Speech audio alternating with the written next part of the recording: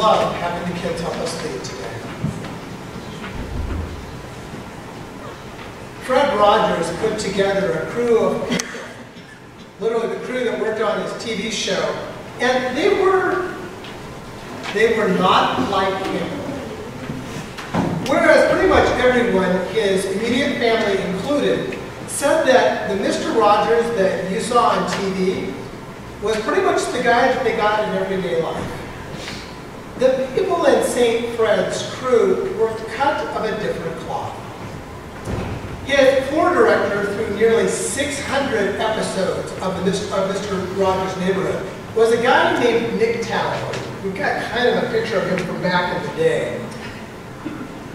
And if you came to our screening or you've seen the documentary, Won't You Be My Neighbor, you'll remember this guy. He was the guy who liked to put pictures of people of his keister on people's film rolls. What he would do is, if he found a camera laying around, he would take a picture of his keister so that when you developed your film, you would have that as a little present. And one time, he found the camera that belonged to St. Fred. And so he put on a King Friday mask, this guy. I decided not to use the actual picture because, yeah, that's that.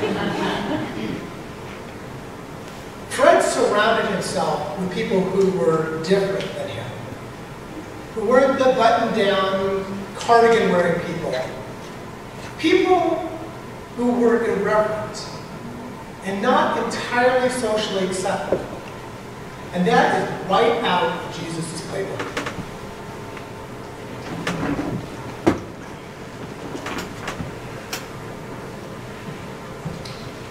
Philip found Nathanael and said to him, "We have found the one Moses wrote about in the law and the prophets, Jesus, Joseph's son from Nazareth." Nathanael responded, "Can anything from Nazareth be good?" Philip said, "Come and see." Jesus saw Nathanael coming toward him and said about him, "Here is a genuine Israelite in whom there is no deceit." Nathanael asked him, "How do you know me?" Jesus answered, "Before Philip called you, I saw you under the fig tree." Nathanael replied, "Rabbi, you are God's son. You are the King of Israel." Jesus answered, "Do you believe just because I told you that I saw you under the fig tree? You will see greater things than this." Jesus surrounded himself with people who were different than him. Nathanael dismissed Jesus before he had even met the guy. Can anything or anyone from Nazareth be good? Nathanael dismisses Jesus based on the basis of his demographics, where Jesus was from. Nathanael had prejudice. So why would Jesus recruit someone to be part of the team of people who are working to build the radically inclusive kingdom of God when they've got prejudice like that? Every generation has its prejudice. There's assumptions that just kind of become part of the culture that we make about people. And you can fill in the blank. Mexicans are. Irish are. Black people are. White men are. In Jesus' day, we know that there was a prejudice against Gentiles, against non-Jews. So Jesus went out and recruited some for his team. There was class prejudice for sure, both about the rich and the poor. Jesus recruited from both groups. There was certainly a prejudice about women. A few weeks ago, I brought up the history that early on, that there were women serving as bishops in the early church. They asked me about that. And even though that the label bishop is not used explicitly, the Apostle Paul is clearly taking direction from Priscilla, who is also known as Prisca. She is directing his work, where he's going, and what he's preaching. That's the job of a bishop. The evidence is not just found in the book of Acts, but it's also found in Paul's own personal letters. Every generation has its own prejudices. Some of those prejudices are challenged, and they change. Others, the ones that we decide for whatever reason not to challenge, or worse, the ones that we decide are correct, those prejudices stick with us. St. Fred pulled together a group of goofball, long-haired, crazy kids to work with him, the button-down cardigan-wearing guy. In those days of the civil rights movement, the Vietnam War, St. Fred, or Freddie, as his crew called him, challenged prejudice, including his own, with the people that he chose to surround him. Jesus chose Nathanael, even and especially because he saw Nathanael's prejudice. Because he knew that there was more to Nathanael than just that. There's that whole book part about Jesus seeing Nathanael under a fig tree. Did you understand that? Nobody understands what that's about. There was something that happened underneath the fig tree that Jesus knew. Nathanael knew, and it was significant. And the fact that Jesus knew about it did something inside of Nathanael. Changed him.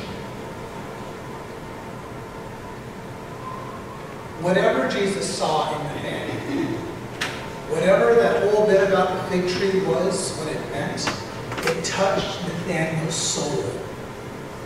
There was a lot more to Nathanael than just his prejudice. Fred Rogers chose Francois Clemens, a black man, to be on his show. On his show as a policeman. This is a time where there were no black police officers in most police offices. The visual image alone of people watching television and seeing a black man as a police officer challenged the prejudice of the day. And yet, Fred knew that there was more to Francois. Francois was also gay. Gay in a time that was not ready yet to challenge that prejudice. In fact, after Francois started letting people who were close to him know that he was gay, he was spotted by a reporter at a gay bar. And Fred told him that he just couldn't be on the show if he went again. Mr. Rogers' neighborhood was funded by Sears and Johnson & Johnson, and those companies weren't going to support an openly gay man. There is no record in the Bible of Jesus recruiting women as disciples, at least not in the 4 biblical gospel accounts. But it's not that they don't exist. They do, particularly the Gospel of Mary, who was a leading disciple, but never mentioned in the others. The early church patriarchy decided not to include those Gospels. And within a century of Jesus, the mention of women as church leaders becomes almost non-existent in Christianity. Every generation has its prejudice. Some of those prejudices get challenged and they change. Others, the ones we culturally decide not to challenge, or worse, decide are correct, those can remain, and sometimes for a very long time. Fred, at the time that he was on that show, he never publicly confronted anti-LGBTQ prejudice on that show. Not in the way that he did in so many other difficult subjects. And Fred had been open with Francois about this. And certainly, for some, that is enough now to condemn Fred Rogers, to criticize him as a poser, unwilling to stand up for his gay friend. Perhaps before we as a culture can challenge our prejudices, there needs to first be a willingness to look inside ourselves and truly admit our own prejudices, to ask questions, to revisit assumptions. Perhaps before the world can change, it needs a few committed people to do that hard work inside, that work that God's Spirit pushes us to do. Before we can dismantle racism as a nation, you got to be able to look inside and realize that's a sin that has touched all of us. Before we can have gender equality, we need to look at the assumptions that we make about people based on our prejudices. That women are always, or that men are.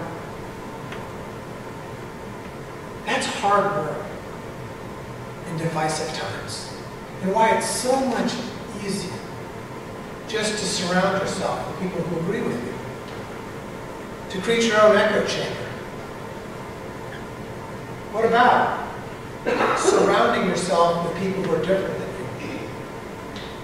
you? In the early days of Christ Church, the Apostle Peter was asked to do something he did not want to do.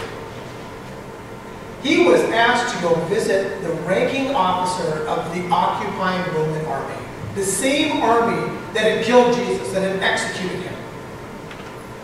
And Peter didn't want to go. He did not want to talk to a centurion.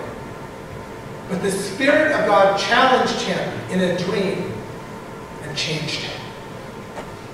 Peter said, God has shown me that I should never call a person impure or unclean.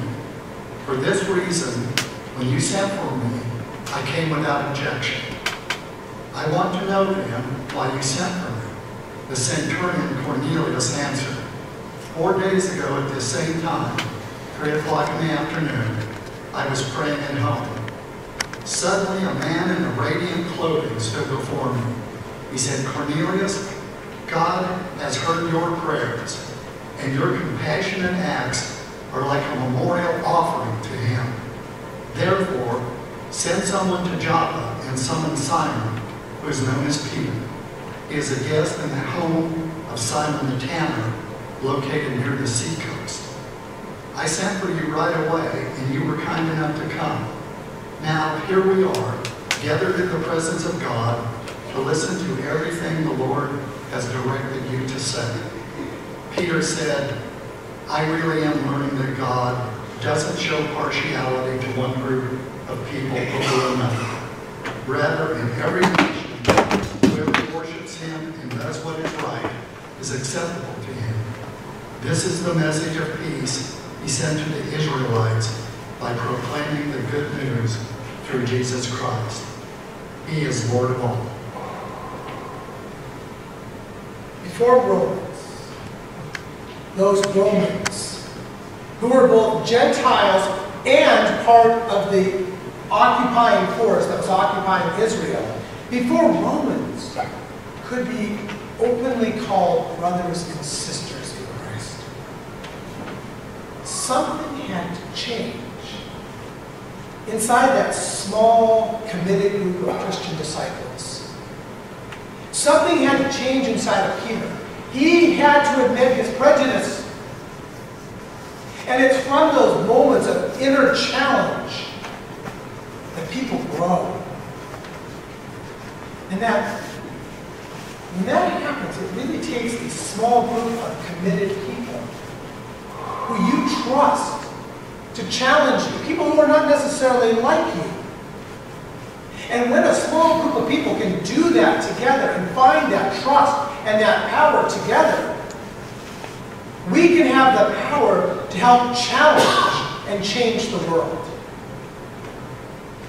Fred never publicly addressed anti-LGBTQ concerns. He never dealt with that prejudice.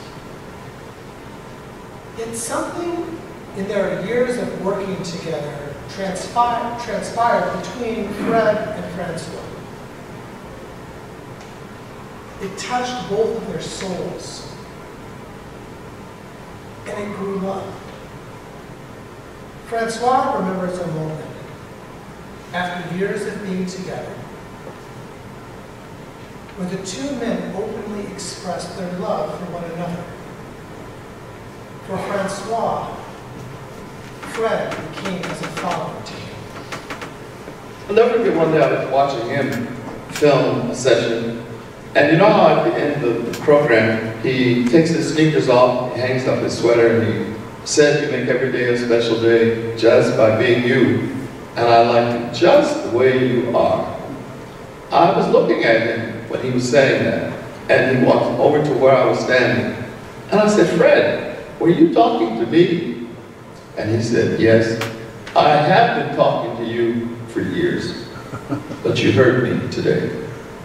It was like telling me I'm okay as a human being. That was one of the most meaningful experiences I'd ever had. I'm so proud of you, Francois. Oh, thank you, Fred. Do you have time to give a song to my friend and me? I sure do. There are many ways to say I love you.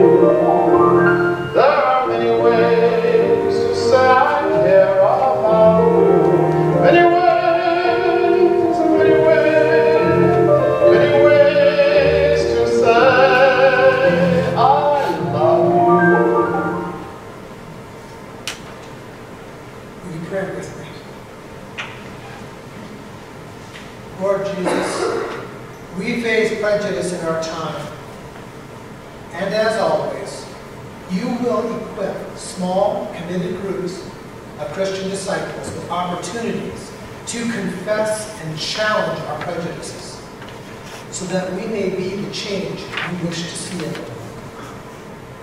Today we ask for your Spirit to push us, to openly confess ourselves so that the power of love may flow. Teach our souls today, and may it be the same heart and mind that was in you be in us. Amen.